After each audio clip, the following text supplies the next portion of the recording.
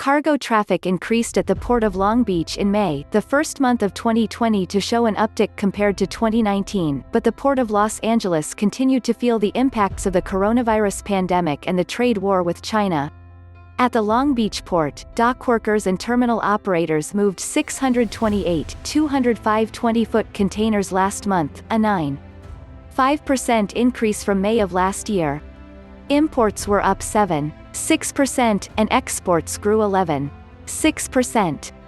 Empty containers headed back overseas jumped 11.4%. A 20-foot equivalent unit, or TEU, is a universal metric for cargo, though most containers today are 40 feet.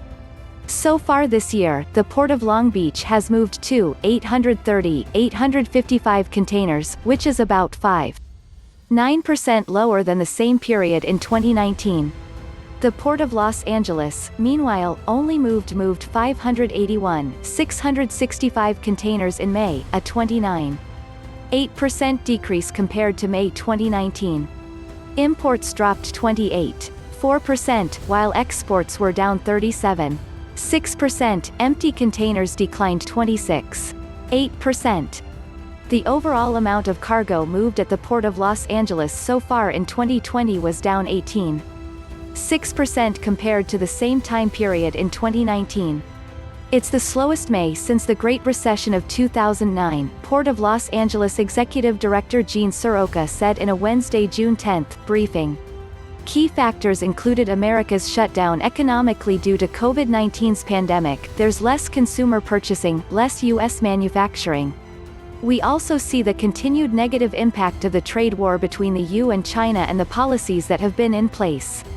Seroka said he expects the effects of the pandemic and the trade war will last throughout the balance of 2020. Leaders at the Port of Long Beach, though, were more optimistic.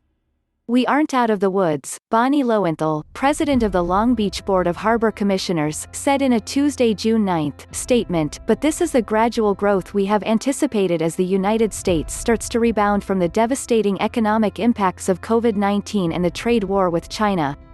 One thing that's clear because of the ongoing crises, according to representatives from both ports, is the need to adapt to changes in the industry, some of which may prove permanent.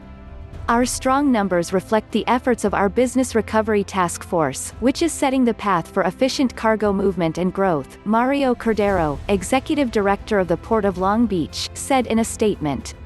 "Our focus on operational excellence and world-class customer service will continue as we prioritize our industry-leading infrastructure development projects."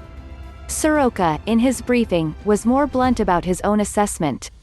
"The Port of Los Angeles will need to reinvent itself," he said. "We, in my estimation, will have a permanent loss of 15% of our imports that won't return due to the trade policies. So," he said, "our strategic focus will be on competitiveness." Despite the grim outlook, though, Seroka said there may be one silver lining to the current situation.